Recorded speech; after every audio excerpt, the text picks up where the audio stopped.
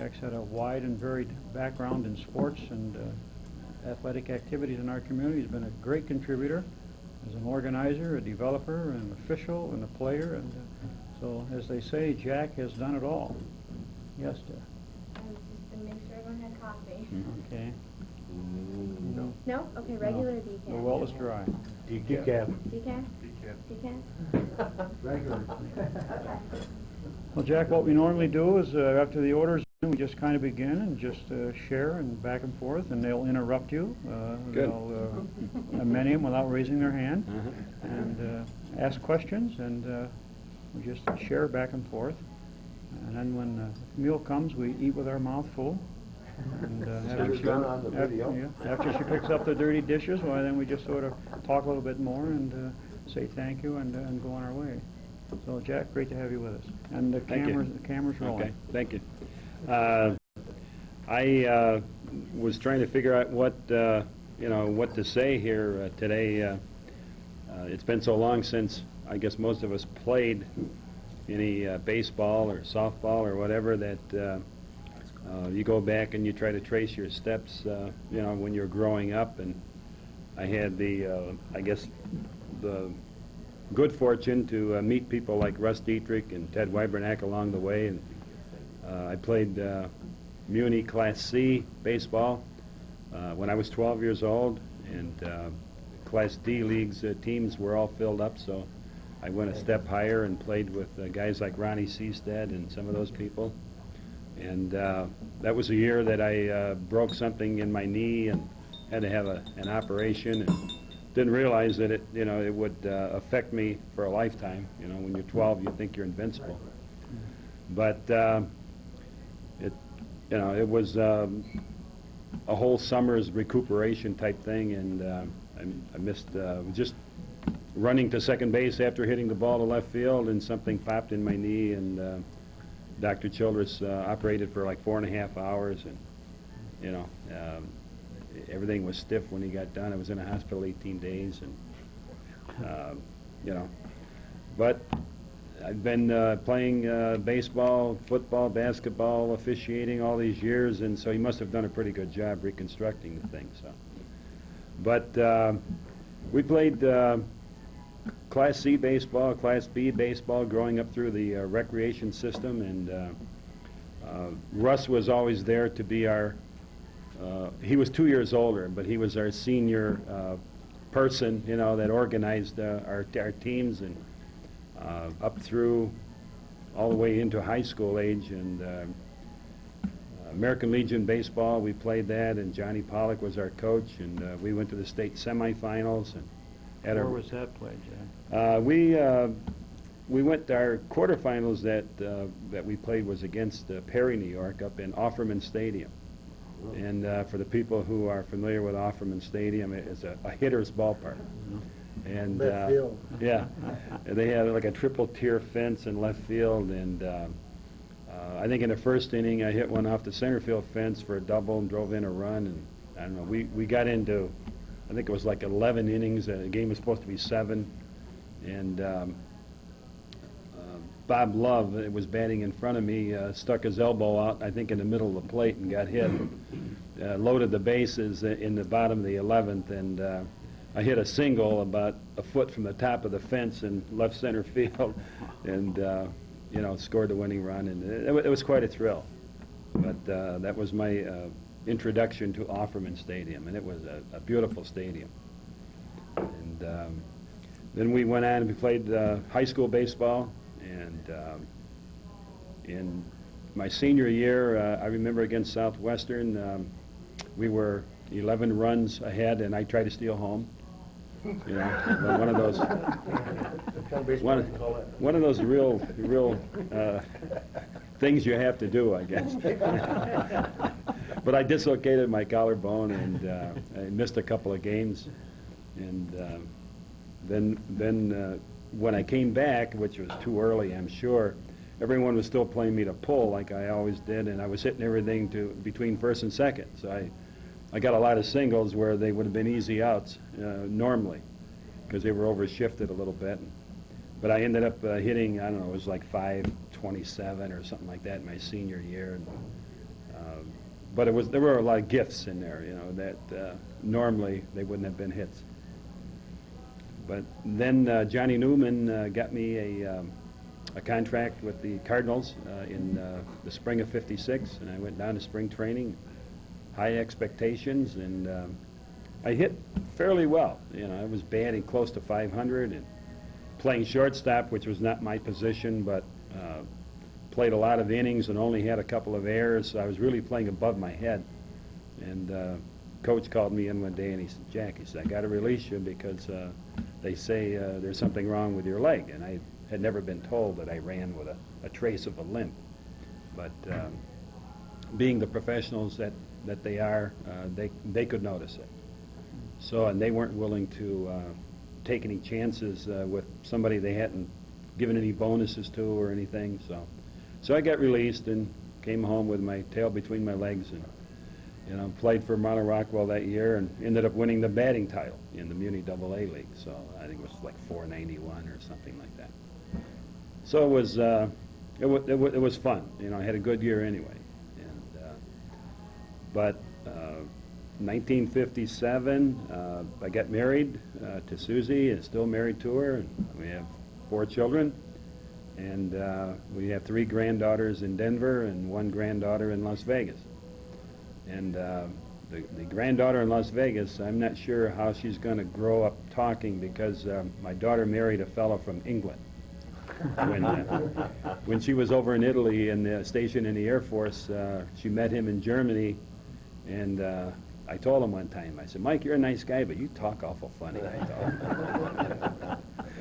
But he's a really nice person, and we're happy to have him as a son-in-law. The youngest daughter got married last summer, and so we have 3 married daughters now, and Brett is saying, I think I'll hold off for another 4 or 5 years.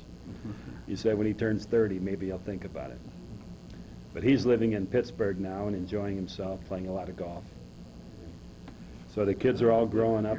He was in Erie, wasn't he? Yeah, he was in Erie for 2 years after he was an assistant pro at Moonbrook for Danny O'Neill, not playing a lot of golf, but working a lot of hours in the associates program. He was working 70-hour weeks, and I think he made like $9,600 in 1993.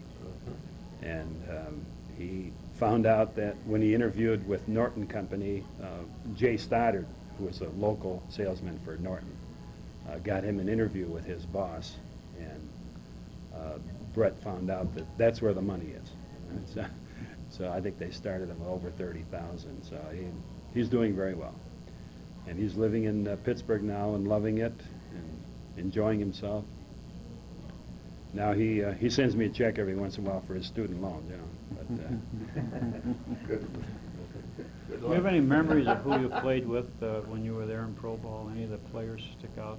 No, I really don't. It was a fairly short period of time, about 6 weeks, and I met a kid who played in Olean the year before I signed, and I ran into him. I was going across the bridge down by Municipal Stadium in Cleveland, and I looked and I said, "Andy, is that you?" And he goes, "Jack, what are you doing here?" And he had been released as well, but he played about 3 years in the minor leagues, and Andy Anderson was, you know, is all I remember him by. But I really don't remember. We saw Minnie Minoso and some of those people that played with the White Sox. They came through Albany, Georgia when I was in spring training and played an exhibition game against the Cardinals, and we saw them play.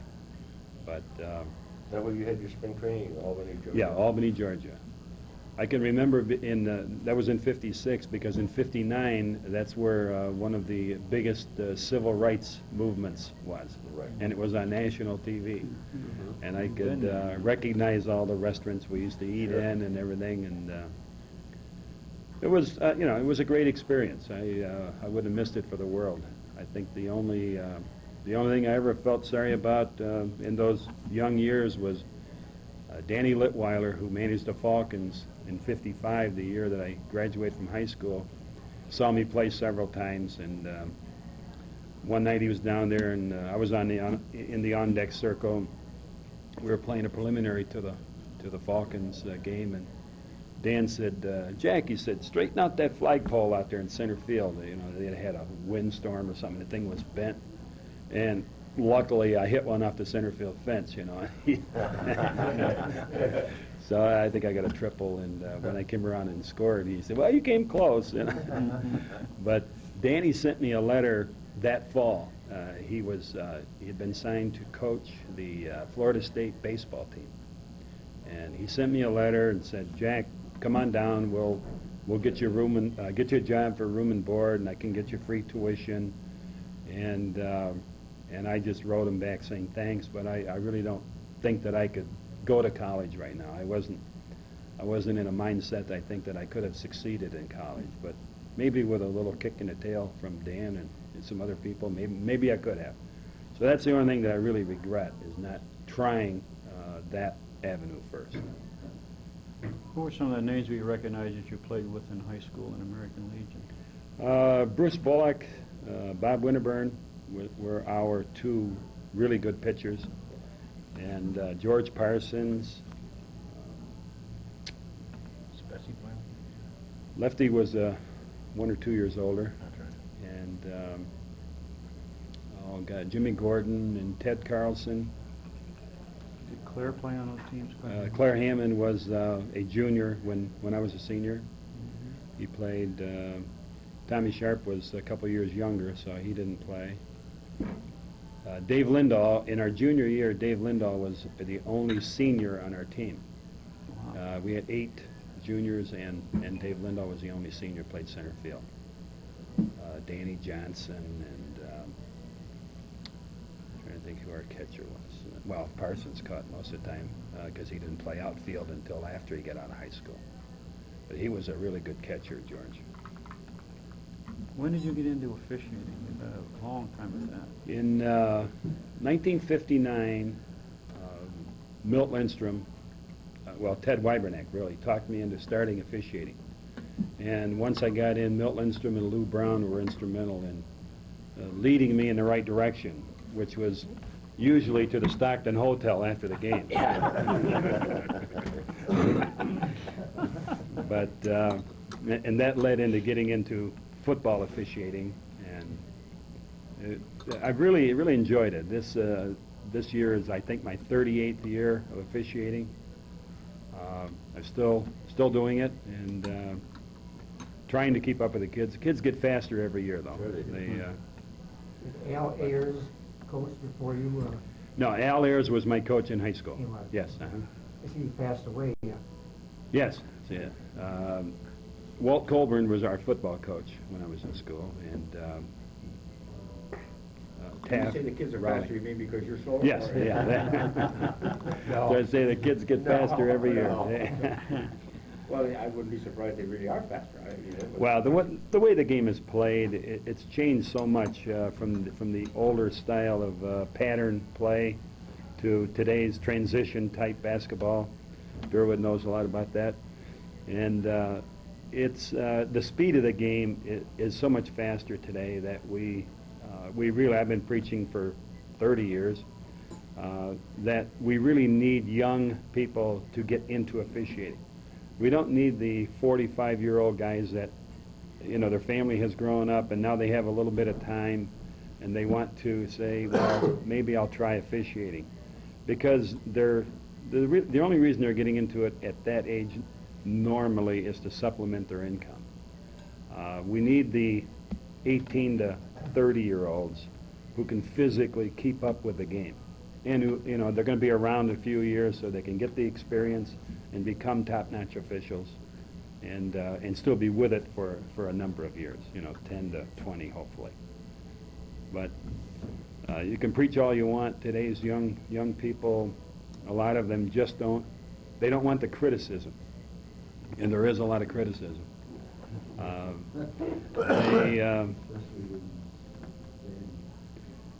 Basketball especially is tough, with everybody right there at the side of the court, and at times, because of where you are on the court, they actually see the play better than you do because of their angle.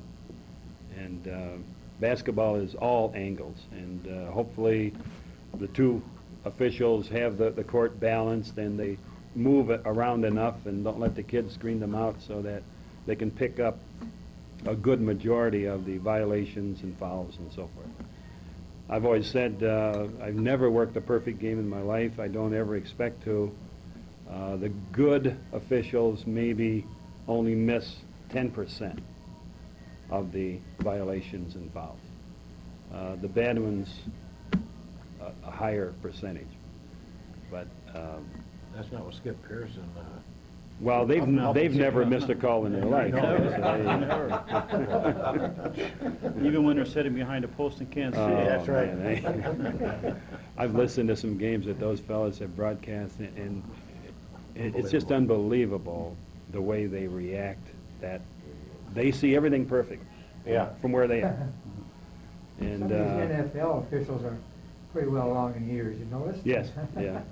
I don't know Yeah, how they they- get around to feel like they do, but Being an official, I'm a little bit more objective about watching them work, and I'm still amazed at how many that they get right yeah. with the speed of that game. I had an opportunity here a few years ago to go up and work a Buffalo Bills scrimmage, a rookie scrimmage at Fredonia State. And Randy Shenefeld and Don Olson was in town at that time, and we said we couldn't believe the speed of the players from a high school, because we've never worked college football. Right. That from a high school level, you follow a kid out and he cuts and he goes, and you can kind of keep up with him. But at that level, these guys go out and they fake and take one step and they're at top speed and they're gone. And we just couldn't believe the speed of the game. So when you multiply that with all the best talent throughout the United States that are playing in the pros, it's really unbelievable, I think, that these guys do as good a job as they do. Even though, obviously, on the replays, when they run it down that 7th or 8th time, they find, oh, yeah, they really did miss it. They have about, what do they have, about 7 officials really in a pro game? Yes, yeah, seven officials in each game. And each one keys on certain players. The back judge keys on a tight end, and the side judge keys on split end or whatever, and they break it down so they have very few people that they're responsible for. And that's why you see, to the naked eye, you would say, well, there might have been a little bit of movement, and they call it back and they show the guy moving just prior to the snap. And now they really are good. They do a good job. And they have other careers too, don't they? I mean, Yes, part-time. those people are all mainly professional people. They're Educators. And educators, college professors, or presidents, or business people that have their own companies. And, Doctors and lawyers. yeah, doctors and lawyers even. Yes. Last week, one of them was officiating his last game. Yeah, Red Cashin. Red Cashin. First down. Yeah. You Yeah. have trouble focusing on the game when you, as an official, when you choose to concentrate on the officials. You ever? I mean, I do that quite often. Yes, you do. I'm Yeah. gonna watch the umpire now Mhm. to just see what he does. I don't care where Right. they're going with the ball. And It's tough on amazing- TV. It's amazing to see what they do. Mhm. A lot of people are not aware of that because they're not concerned about watching the officials. No, they watch the ball, and rightfully so. They're there to enjoy the game, and that's where the game is around the ball. Yes, our closest tie was the fact that Pat Haggerty played here for the Falcons and went on to be an official. Has there been an official from Jamestown that made it to the pros or Chautauqua County or anything? Don Olson, who he worked at Blackstone for a while. He moved to Chicago, and he worked in the CBA, Continental Basketball Association. And Can you understand why McTavish can't be officiating in basketball in the pros there now? well, you have to understand that everything is political in especially the college level. Everything is political. We're in a really bad geographical location here in southwestern New York that we don't have a lot of colleges in this area. where the officials that come from Buffalo, Syracuse, Philadelphia, Pittsburgh, New York City, Washington, D.C., Atlanta, those officials are the ones that make it to the big time because they have all of the right connections and they've worked major college basketball, football, whatever. They have the contacts, the experience. They get the experience because there's so many colleges around, universities that they can officiate at. And, you know, we're out here in no man's land. I officiated college basketball for, I was in maybe 6 or 7 years. And here, the only place that they would send you is Alfred University, and then the junior colleges in the area. Once in a while, we go to Buffalo State. We never get a game at University of Buffalo because they played in a different conference. But I had an opportunity to work at Gannon a couple of times in their Perico Cup Christmas tournament. Worked some, you know, there was some really good basketball there. But we're in an area that politically, and that's really what it's all about, they just don't have the contacts. It's there's a lot of people that out of Erie that have gotten into the Tri-State League. It's a basketball conference, and their contacts are through Pittsburgh. Games are assigned through there. Our games when I was in were assigned out of Massachusetts, and I remember I got a call one day. They wanted me to go to Ithaca, and I said, Ithaca? I said, that's 185 miles one way for me. I said, you don't have anybody in Syracuse? And it was a spur-of-the-moment type thing. I said, you don't have anybody in Syracuse or anywhere that could go? And this gal who was calling me said, nope, you're it. Everybody else is working. And I said, okay, I told you I'd go, so I took off and went. You know, but, yeah, it was, they just don't understand from being from these bigger cities that, you know, when you're saying, well, this is not, even though I'm in New York, I'm not over there in New York, you know. They just don't understand it. Because most of the big city officials, especially Division I, they travel by air, and they get paid per game, and it's usually, I think it's up to like $475 a game now. And they get reimbursed for their travel. The university or college reimburses them on their voucher when they go to the game for airline tickets or if they have to stay overnight, motel, meals. So their check might be for $800 or $900, where the game fee is $475. Where these officials are put on the carpet, which they are every now and then, you hear about it. What happens to these guys? They lose the right to it, or they fine them, or? They, well, especially at the college level, they normally start getting, there are assigners in each conference, like the ACC, SEC, and so forth. They get a nucleus of 18, 20, 25, whatever the numbers are, of officials on their staff. And then they fill in with some other people who are not on their staff.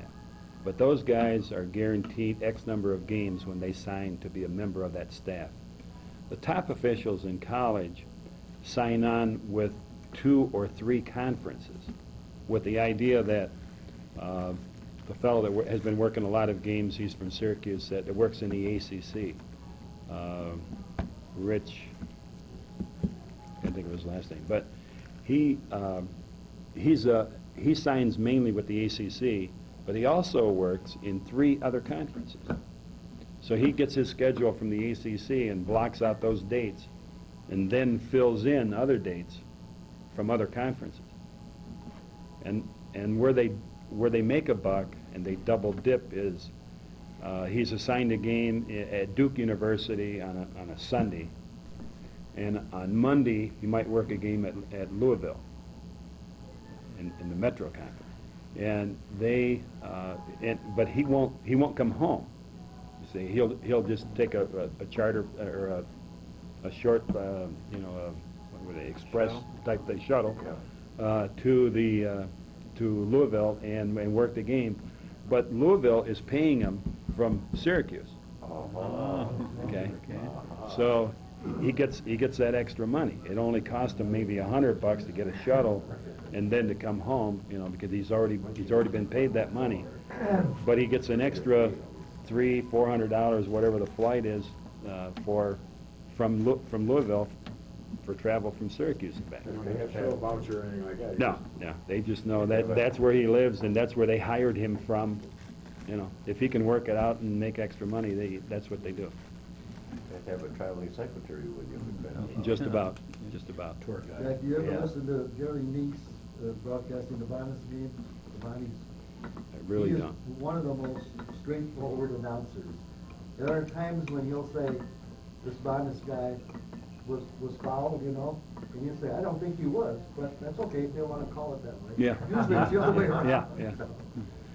But he's really a tremendous announcer. I enjoy him very much. I have an FM at home, and I can tune in on any of the Bonnies games regardless where they play.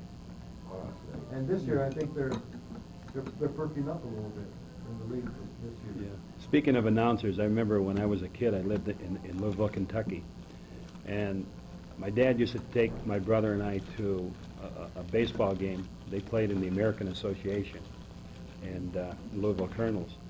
And we used to go to the game, we'd take a bus home after the game, and we'd turn on the radio.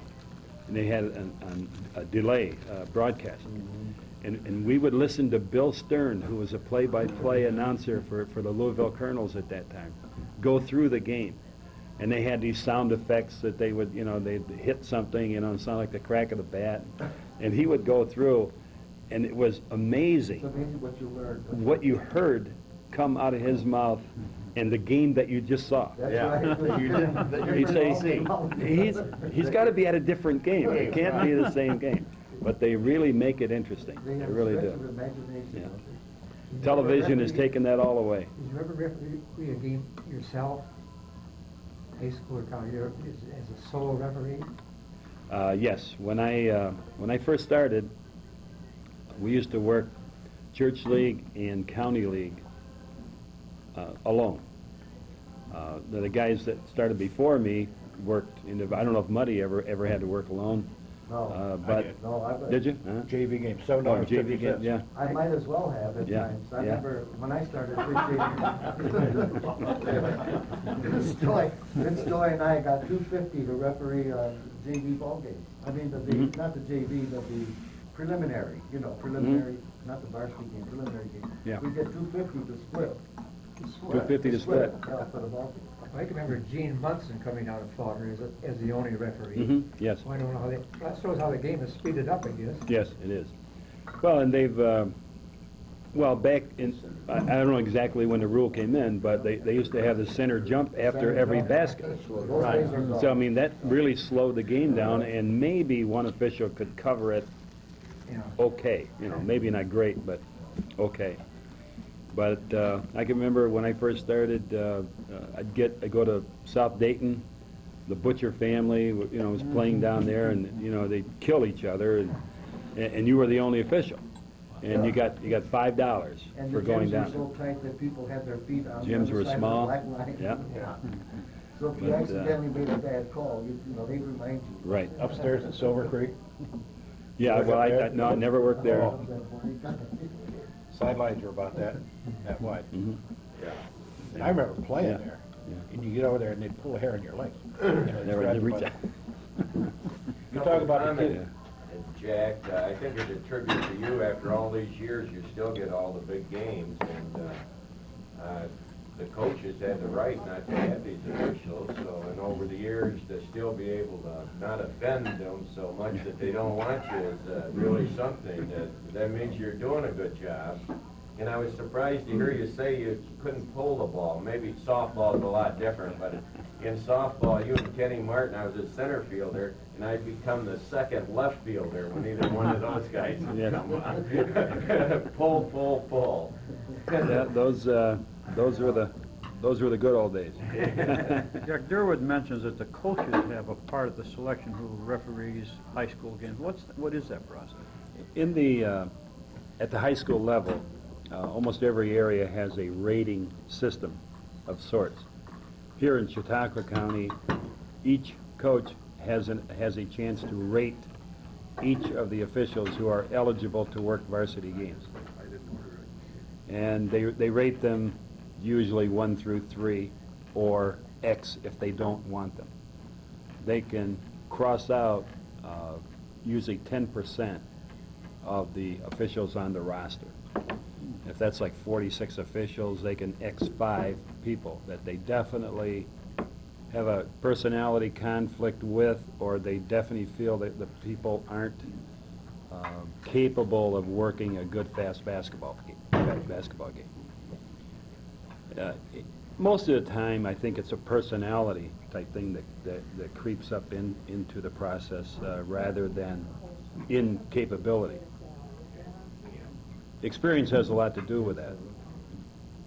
The experience of the official, most coaches will get confidence in an official that no matter when it is during the game, that official will call it down the middle, will make the tough call, and won't freeze up, and not blow the whistle at a really important time of the game. And those are all things I think that separates the officials and whether they're wanted or not so well demanded. So That's true in basketball and football? yes, yeah. Football is a little easier to work because it's wider open.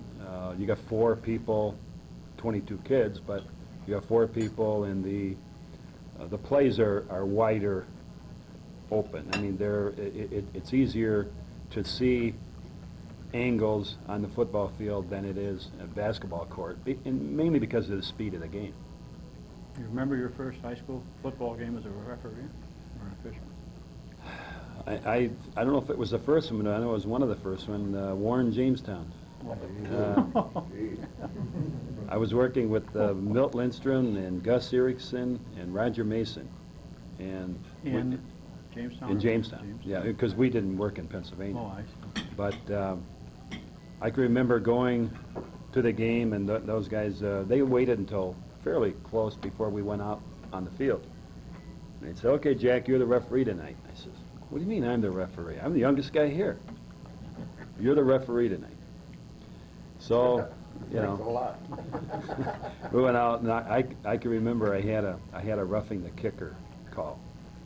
And Toby Shea came out on the field, arguing. He says, when that snap back from the center hits the ground, on the way back to the punter, that guy is free game. We can knock him down, anything we want to do. And I said, "No, you can't. He's still a kicker. He's established himself as a kicker by being in punt formation.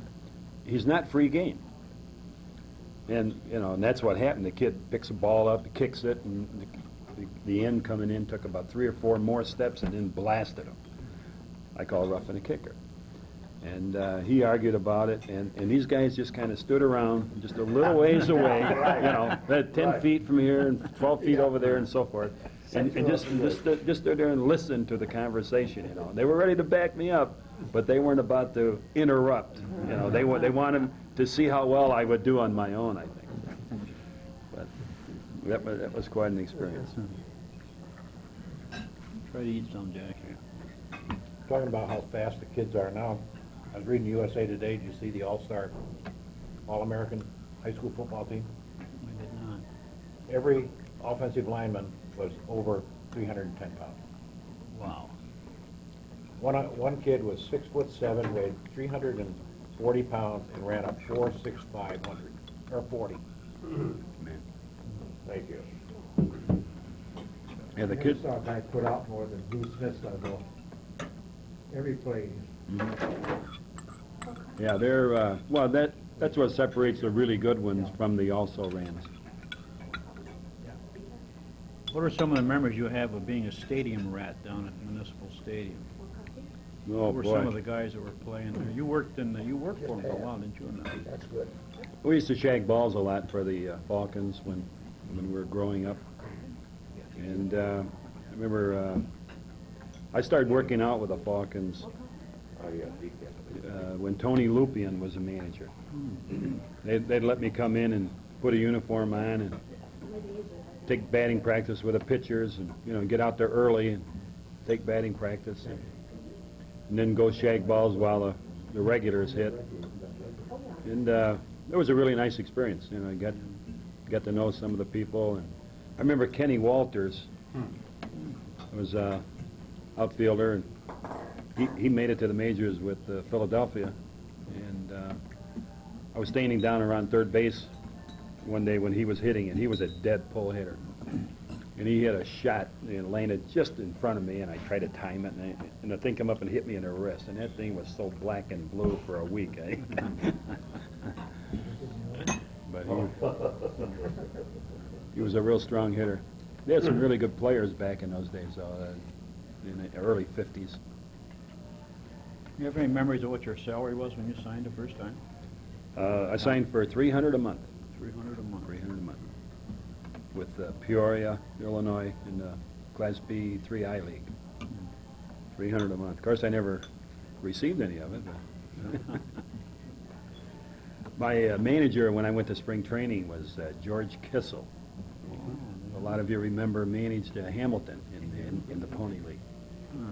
And he was managing Peoria, Illinois, when I went to spring training that year. You went on to coach in the major leagues, didn't you? Yes. Yeah, he spent quite a bit of time with the Cardinals as a coach. Was Newman a scout for them, or how'd that happen? Johnny was like a bird dog scout. He would recommend kids to be signed. They would sign them with no bonuses or anything, take them to spring training. And then if you moved up the ladder from like Class D to C or B, Johnny would get a bonus for maybe for every couple of divisions that you jumped by classification. I think he told me before I left for Georgia that spring that if I should ever make it to the majors, that he would get like a $5,000 bonus for signing. But he didn't get any money until that happened. I mean, until you made a certain level. So that probably caused them to watch you and kind of watch out for your best interest, because it was to their benefit.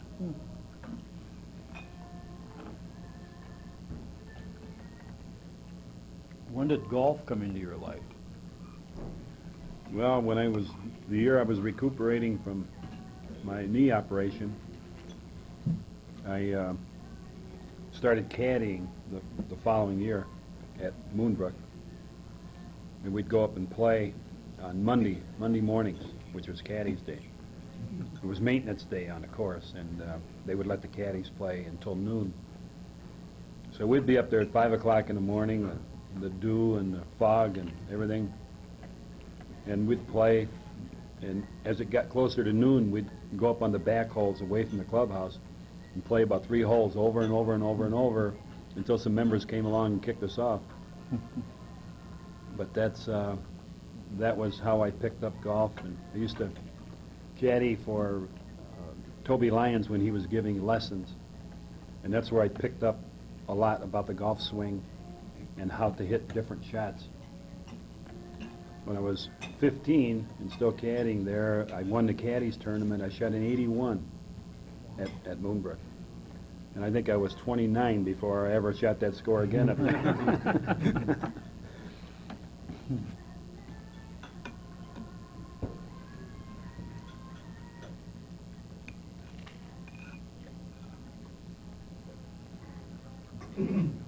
I remember your name being advertised quite a lot when the schools in the Buffalo area were forced to play and put us in their league and play with them. You know, in the same leagues and that. Before then, we played a lot of the Erie schools, you know, Yes. non-league. But when the Buffalo schools came in, invariably when they would lose, and they thought the officiating was responsible. It was always the officiating. Right? But I remember how many times your name was mentioned. Oh no, not when Fulford's out there. He's calling it exactly like they are. And I remember that many Really? times. Yeah. Well, it's been, like I say, it's been very rewarding over the years. I've really, really enjoyed officiating and met an awful lot of nice people. There isn't a school that I go into that I don't recognize a parent who has kids playing now that I refereed their games when they were in school. And it's really nice, you know, to be able to speak to them. Sometimes they get rather boisterous during the game, but they forget about those old friendships. But it's been quite an experience. I met an awful lot of nice coaches that, you know, that we've spoken to each other many, many times off the field in different areas, and I would recommend it to any young person if they're going to, no matter what area they're in. And if they really love the game, whether it's football, basketball, baseball, softball, whatever, to get into officiating, because I think it's a very rewarding experience. I really do. How about girls' basketball? You've been in on kind of the ground floor of it, Surge. What do you see there? Women's basketball, when it started here in Chautauqua County, I can remember the first call we got, they had, I think, some gym teachers officiating during the year. When it got into playoff time, I got a call, and they wanted me to get someone else and referee the Maple Grove Jamestown girls game, first year. And one of Bill Jowett's daughters was playing with Maple Grove, and I can remember during that game, Neil Trainer, I don't know how well you guys know Neil Trainer. Oh, yeah. But Neil always had a habit that if one of the kids made a good play or they were a little dejected about a call, Neil would always pat him on the fanny and say, well, nice try, or nice play, or whatever. And the first time he did it to one of these young ladies, I said, Neil, you can't do that. I said, you can't put your hands on those kids, you know. So Neil, oh, I didn't do anything wrong.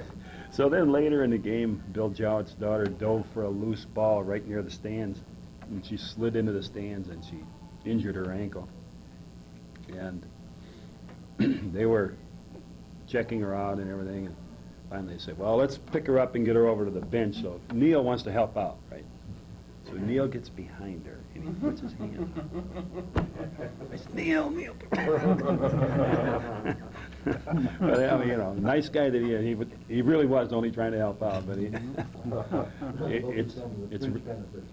it's really different with the girls or women's basketball. And I've worked college women's as well.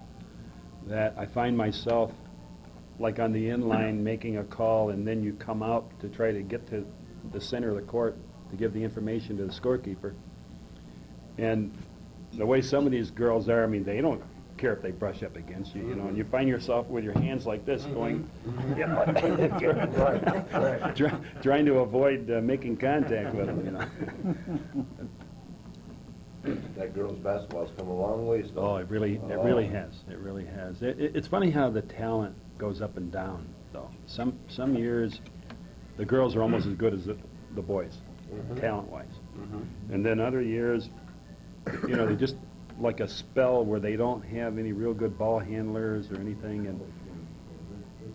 and then some other teams, unfortunately, are really good, and like Pine Valley, and they just kill these other teams. And just I had a girl that graduated in '64 down in Florida, Greta B. And she married a Kroll from Pine Valley. Oh, She had about 7 girls, and she still wasn't playing. Yes, yeah, there is. Yeah, they have been really good. Pam, I remember Pam Kroll was one of the better ones. Yeah, I get 3 years on.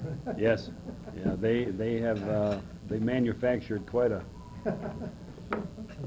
name for Pine Valley, I think, through most of those Krolls. Did you ever run into any of the coaches in your officiating that would get you aside before the ball game and orient you as to how you should call them? Oh yes. You know, to some degree.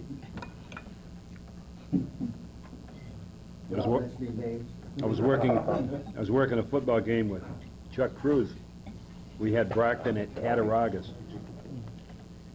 and Marty Himmer, the coach at Brockton, come out and said, "Okay, you guys," he said, "this team, I've scouted them 3 times. They always do this. Every time they do this, they chop block, that kid, they clip him," and he's going all through the whole thing. So after he's all done, I said, "Coach, we'll watch for it." He walks away, and Chuck says, "Geez, I thought maybe you wanted me to throw the flag right now."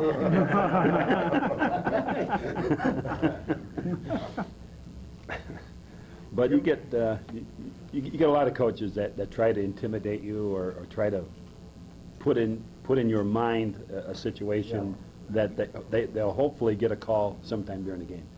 Did you ever get a crowd problem like they say they had at JCC here a couple weeks ago? Did you ever run into one of those? We've had some crowd problems, but not to that degree. I can remember one of the first playoff games I ever worked in the Buffalo area. We had two black teams, and someone started a fire with some newspaper or something in the stands while the game was going on. But no, I've never really had an all-out. I mean, I've had fights between 2 players or something like that. I can remember years ago, and I think Pat Tyler was on the Maple Grove team at the time, and big, strong kid from Maple Grove who was a substitute because they were so far ahead, and the game was at Randolph. Pulled down a rebound, and the kid from Randolph was going to get it away from him, and they both had a hold of it. And so he really yanked on the ball, and this kid come over and landed right on top of the kid from Randolph. And this kid was pretty good size. I mean, this way and this way. And so now this kid was mad or embarrassed about that he didn't show off his strength. So he's on his back on the floor, and this kid's on top of him. And he reaches up and he pops him. And this guy, he kind of goes like this, and then he give him about 2 or 3 good whacks before I was able to try to get in between them. And I jumped in there and started pushing it. In the meantime, this guy over here has hit me in the ribs. The following day, I had to go to the hospital because I thought I had a broken rib. But they were just bruised. But Did you ever work for Bill Millowitz with Lackawanna team? He was Lackawanna. yes. Worked in our, Did you ever you never had worked any in our trouble with his tournament. kids, did you? No. Worked in our tournament down here one year when we ran the tournament down at GCC. He had the best controls over yes, his kids. yeah. Well, if they wanted to play, they did what he said. That was, They did it his way. that's right. Yeah. Yeah, they had some really good teams. In fact, one of the kids off one of his teams, when I had the game at Gannon in the Perico Cup, I've got Eastern Georgia State and Kentucky Wesleyan in this tournament. And this kid, he's warming up, and Roger McTavish and I are out on the floor, and we're, and this one kid, he keeps looking at me and smiling. The black kid from East Georgia State or something, Right. And he said, "Ref, remember me?" And I said, "Geez, you look familiar." I said, he said, "Yeah, I played for Lackawanna last year in your tournament in Jamestown." So it really is a small world. What are some of the memories playing semi-pro ball with Tommy and some of the other guys? Oh boy, I had a little note here written down. Dave Werner. Dave, we played down at Kinzoo one night, exhibition game against the Kinzoo team, and it started sprinkling in about the 4th inning, and we were about a half an inning away from putting the game, it was going to be an official game in about a half an inning. So they decided to call the game. It was raining too hard. Well, it was just sprinkling a little bit, but we said, yeah, okay. They didn't want to take the loss. So we went to the local place and had a few pops, and we ended up, I remember Bruce Bullock and Dave Werner went out after that.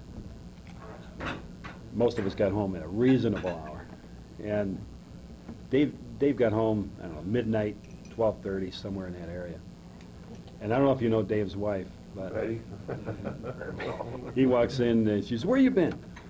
And Dave says, "Oh, honey," he says, "geez, we got in this game." He says, "It went into extra innings. They had to turn the lights on." And he really, she let him go and just keep talking.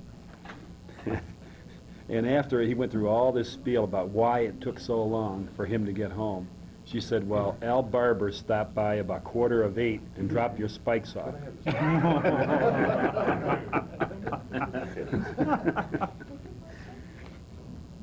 Al Barber, that's a name out of the There's past. a guy who could hit a softball. Yeah, he was sure good. Yeah, but over the years, we played a lot, as you know, Russ. We played Simon Pure beer out of Buffalo several times, exhibition games. And some of the former Falcons, Jim Lumadou played with that team, and there was a catcher that I think played some pro ball. Bobby, he caught with me, Bobby Lee.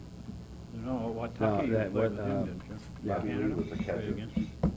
Harry Sutka, when we played up in Canada one time, up in Kitchener, was catching for Kitchener. Tommy, you went on that trip, I know. And Today but you got we- run over by a truck? Was that yeah. You went on that trip too. you? I sat in the grandstand, or in the bleachers. I was playing. Yeah. That's where the Canadian club was. I can remember that game. Guelph, The guy, Ontario. yeah, we played in Guelph in the afternoon, and then we played Kitchener. at Kitchener at night. Played a doubleheader, or 2 games in one day, and they treated us royally. And I remember this big Canadian. He hit a ball to right field, and I was supposed to be the cutoff man playing first base. And so I started towards right, and then I said, "Oh, I'm supposed to be the cutoff man." So I started backpedaling towards the infield, and this guy rounded first base and hit me full tilt, and it knocked the wind out of me. And all I can remember, laying on the ground going. And after I finally got my windbag, I said, "Did you get the number of that truck?"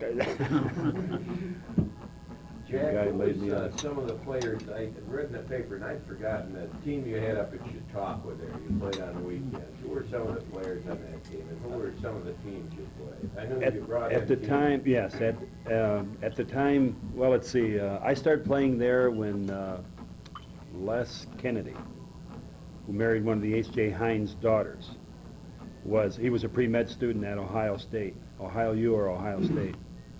He was a coach, and I was a sophomore in school playing. And over the next 15 years or whatever it was, remember Lyle Parkhurst took over as manager of that team, and then Ted Wybernack took it over, and then I took over from Ted and managed for a couple of years. Jim Riggs likes to tell the story that it was either Ted or myself that hired him to be a ball shagger up there for the Chautauqua Lakers team. But we used to bring in a lot of the county league teams. A couple times we played teams from Warren, but it was mainly the semi-pro teams that were here locally in this area. One time or twice we brought in the Simon Pure team, and they came in on a big Greyhound bus. They chartered a Greyhound bus to come down here. I mean, they traveled in style, and they annihilated us. I mean, they had some really good ball players. Anyone ever hit a house up on the hill? Yeah. Did that a couple times, didn't you? I'm trying to think of the name of the people. Samples? Sample, yeah. Because Norm Becker used to sit on the third base Always. outside the line right by the scoreboard there, and he would cheer us on and everything. And I remember a few times I come up with guys on, and Norm would say, "Jack, see what you can do to Sample's house," and I hit it a couple times.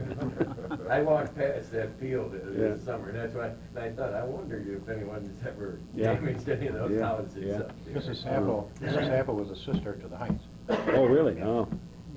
Glenn Quain and I played with Chicago. Uh-huh. It was every Wednesdays and Saturdays. Wednesday and Saturday, Saturday, right, We were yeah. there. And they'd give us $5 for Yeah, gas, yeah.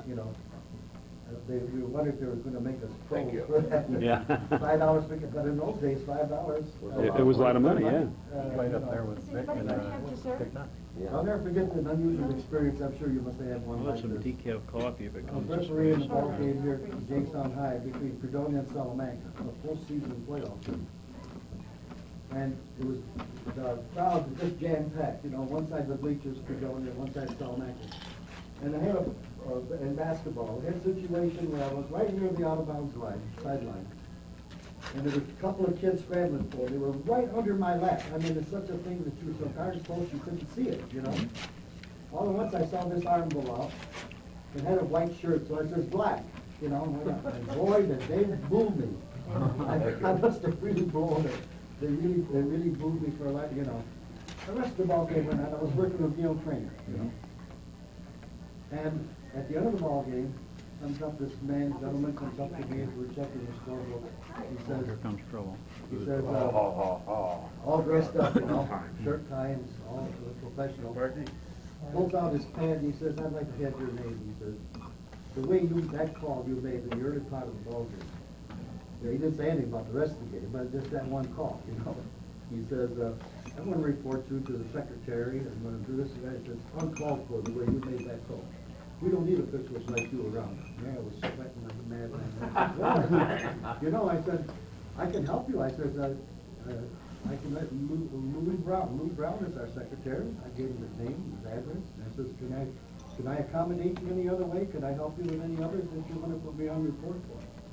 He says, no, he says, but I'm going to really follow through with this. It's uncalled for. Well, I go home and I was telling the story to my wife, and like many times, some of these experiences you have to share at home with your family. And then this was on a Friday night. I went to school on Monday, you know. I came home, and my wife said, "You got a letter from Vic Lesso." We're going there. Oh, Vic. And I said, what do you have to say? He says, well, he says, you know, you make such a big deal about what happened after the ball game. He says, this guy that wrote this was, he ran a bonding agency in Fredonia. I can't think of his name. But he says, dear Mr. Rizzo, due to the gentlemanly manner in which you conducted yourself after the Fredonia Salamanca ball game, I have decided to withdraw any protests against you. He says, I'm going one step further, and I want to make a special point to go to Vic Lesso and recommend you for further.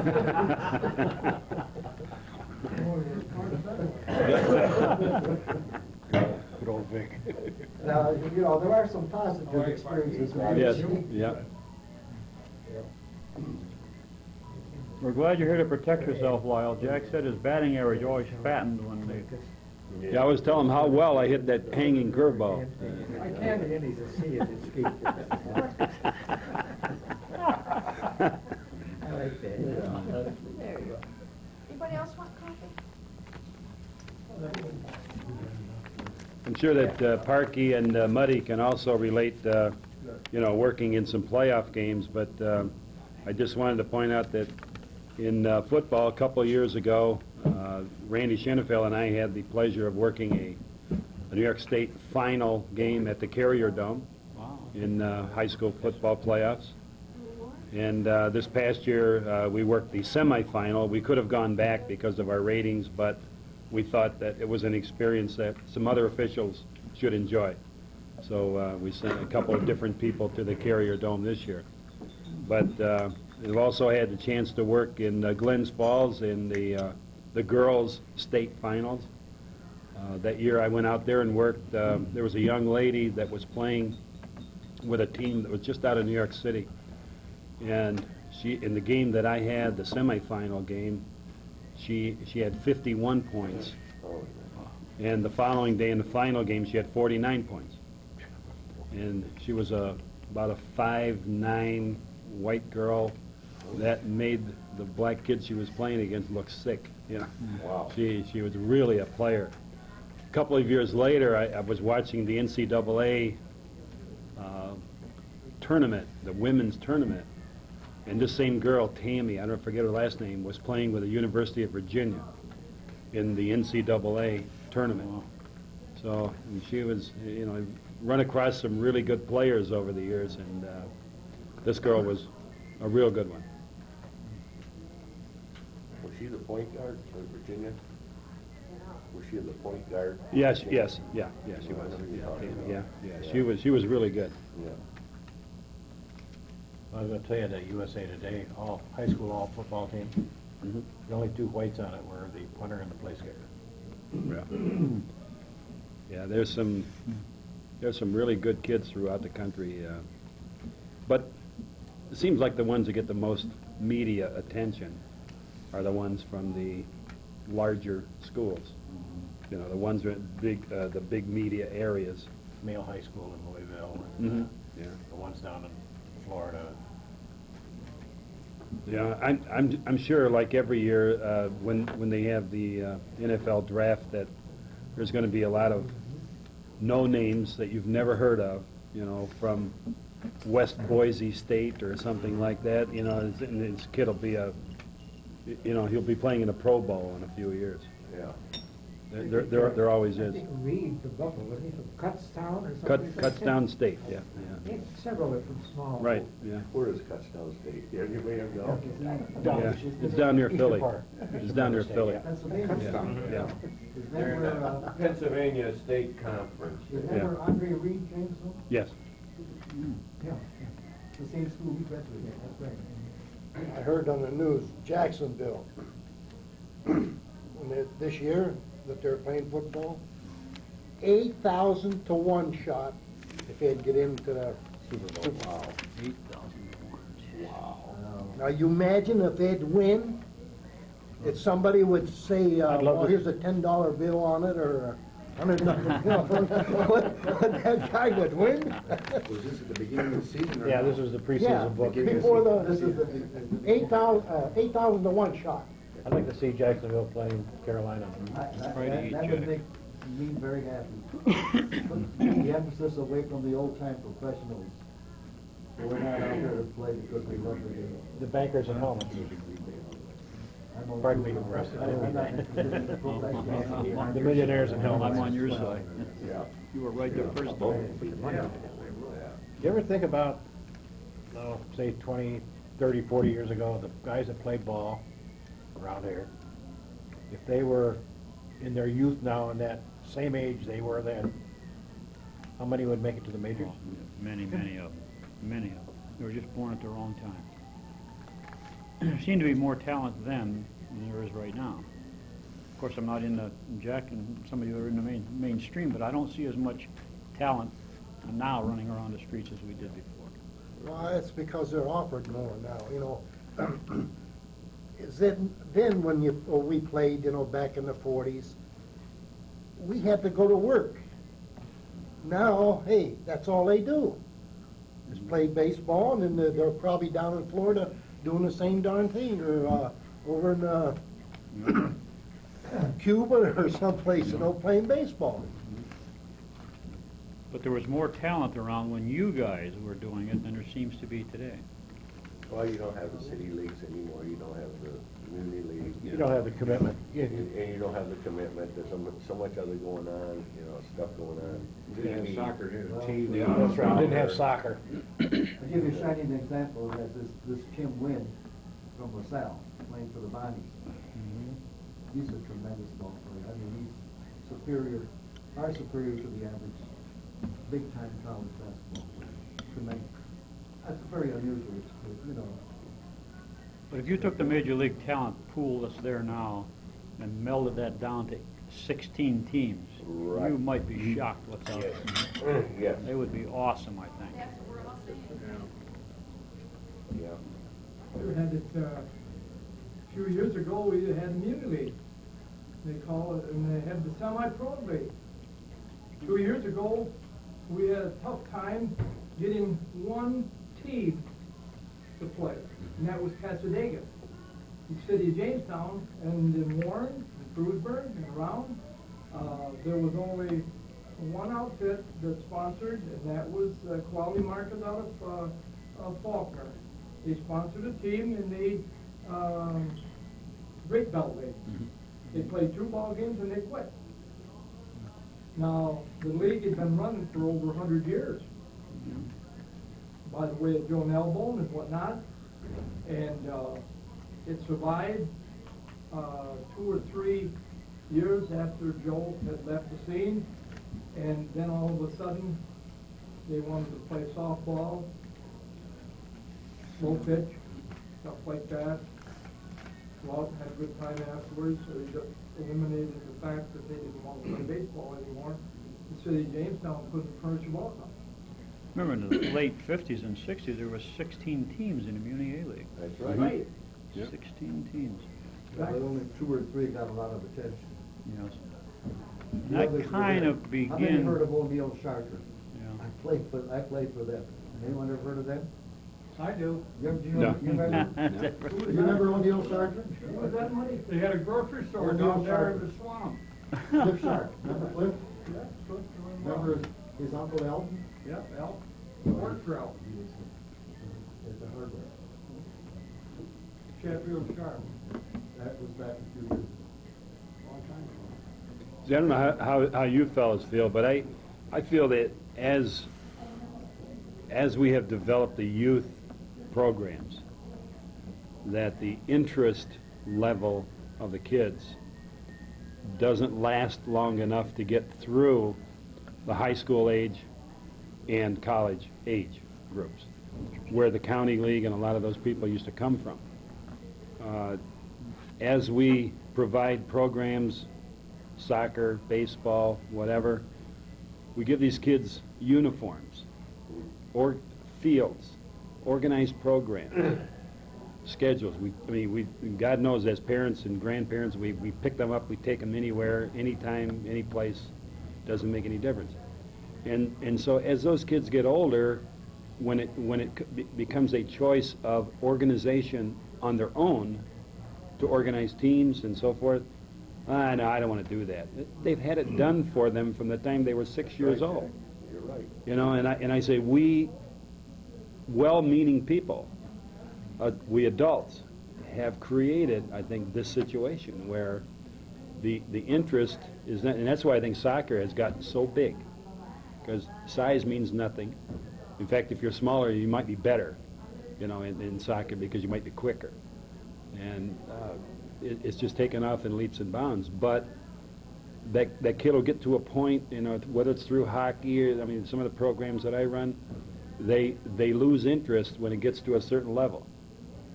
And I know, especially with the baseball, softball teams, I'm noticing it in softball, the number of teams in our leagues, that as long as someone else organizes it for them, they'll come and play.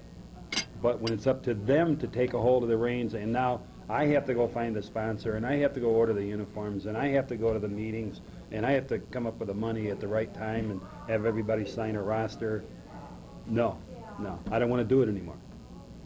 And it's unfortunate, it really is, that, you know, even though we meant to do well, and I think we've created a situation where the kids lose interest. They wouldn't know what it'd be like to go out and get a sponsor on their own. No. Absolutely. Well, they've never had to. No. Bobby, you know, when we used to have our neighborhood teams, Yep. Jones Grocery, you know, behind Lincoln. Yeah. And it was the first one we ever had. Norm Robinson's station. Royal Upholstery, yeah. Yeah. When you guys went down and got that. Anderson Cleaners. Yeah, Anderson Cleaners. I remember Mason Carvers. when Russ went out and got United Lumber the year that most of the guys he graduated with were like 1 year out of school, and some of us were still in high school. Right. And we had a good young team that 1 year, and then the next year it was Marlon Rockwell. You know, I mean, Steel Petition. had most two of us teams. went with them. Steel partitions before your time? No, it was there. It was before, and I was there on the end of the steel partitions. They had 2 teams though. Yeah, Steelers and the Bombers. Right. I can remember the Steelers played in the B League one year. I don't remember them in the Muni. And It was later. it was Weaver, Tommy Cerro, it was Jamestown High School. John Y. Carlson and Dickie Eden and Warren Holiday, you see him? and Gordy Black and all those guys. They were Did you remember that? Lori Black, Bobby Johnson, Don't bring it up. Bruce Martinson. Yeah, you know, it was all the, This guy here. it was like Faulkner High School playing Jamestown High School, because it was exactly the same players. Yeah. You're talking about They were good times. I can remember going to the Merchants in Faulkner, we played in the D League. And we went to each one of the Merchants, and they each kicked in $3 or something. Or $4. We had a jersey and a hat, and the rest of the money we used to buy balls and bats. Right. Both balls, I think we had. Yeah. Both Yeah. balls. Yeah. Played with last year's baseball. Pardon? Played with last year's Oh, yeah. baseball. Oh, you bet. Hell, they were good for another couple of We used to years. walk. Well, we used to do this, we looked, Dave, we got more of the foul balls and then run. And run. You remember our games? Remember, games in Lincoln had to stop because the ball rolled across and went down over the bank, and every team had, player had to go help find the ball before they start Exactly, playing. yes, certainly, sure. Yeah, I can remember when the ball used to get so much tape on it, after a while it would just explode. yeah, yeah. You couldn't Couldn't throw play it. anymore. And you couldn't throw it from third to first, it was so Right. heavy. Nate Dreyer had us down to his farm to put in his hay one year. He was a local meat man, sponsored Yeah. my jersey back then. And had about 5 of us kids around and put that hay in there, and worked all day long. Yeah. She did give us a lunch, and we got 3 big pots we got done. Oh, wow. Now, it wasn't a lot of hay, but we worked all day. Yeah. And that was a big deal. 3 big Oh, pots. yeah, absolutely. Nate, we were a god. Yeah, And, yeah.